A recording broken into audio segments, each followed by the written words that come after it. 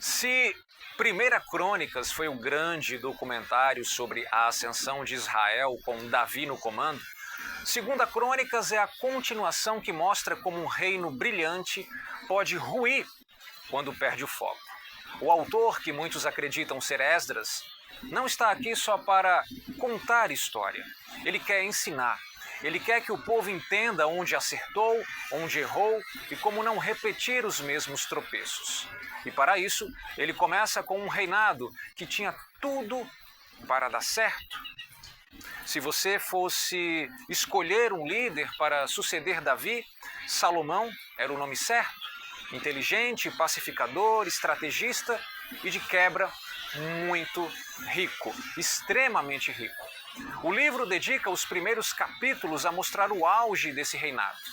Ele constrói o templo, organiza o culto, enriquece Israel e ganha fama internacional. E aí vem um detalhe essencial. Tudo isso aconteceu porque ele começou bem.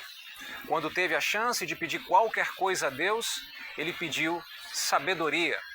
E Deus respondeu: já que você não pediu riquezas nem a morte de seus inimigos, Salomão, mas sim sabedoria para governar bem, eu te darei sabedoria, riquezas e honra como nenhum rei jamais teve.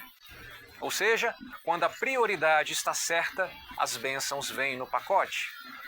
Mas aí a história vira, porque Salomão esquece que o poder precisa de propósito. Ele começa a acumular riquezas não para o reino, mas para si. Ele se envolve com alianças políticas que o levam a adorar outros deuses. E no final, o homem mais sábio do mundo se perde por conta das próprias escolhas. O brilho do começo não sustentou o final. Depois de Salomão vem uma verdadeira ladeira abaixo. A partir daqui, Segunda Crônica se torna um livro sobre altos e baixos, rei bom, rei ruim, reforma espiritual, idolatria, gente voltando para Deus, gente se afastando. É um looping que mostra o que acontece quando um povo se esquece de sua identidade. E tem um padrão curioso. Toda vez que um rei coloca Deus no centro, o reino prospera. Quando o ignora, o caos se instala.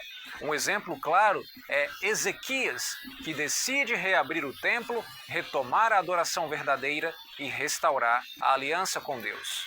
O resultado? O reino se fortalece.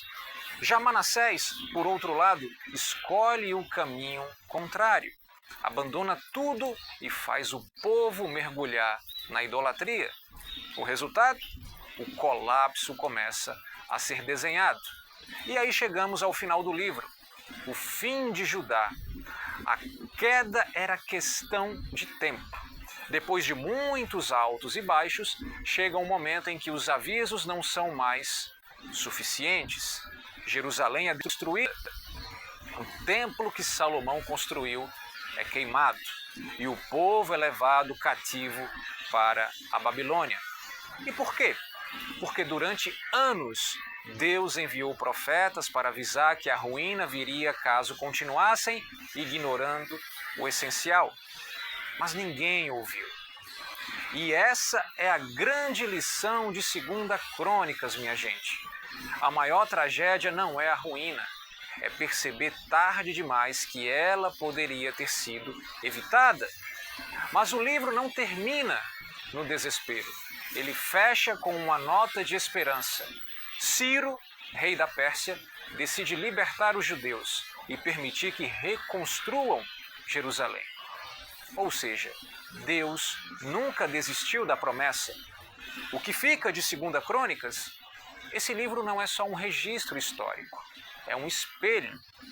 Ele mostra que boas intenções não bastam se não forem sustentadas por propósito. Quem constrói para si mesmo, mais cedo ou mais tarde, vê tudo ruir. E que, acima de tudo, a história sempre recompensa aqueles que sabem ouvir os avisos a tempo. Porque, no fim das contas, a ruína não vem de repente. Ela é sempre um processo que poderia ter sido interrompido antes.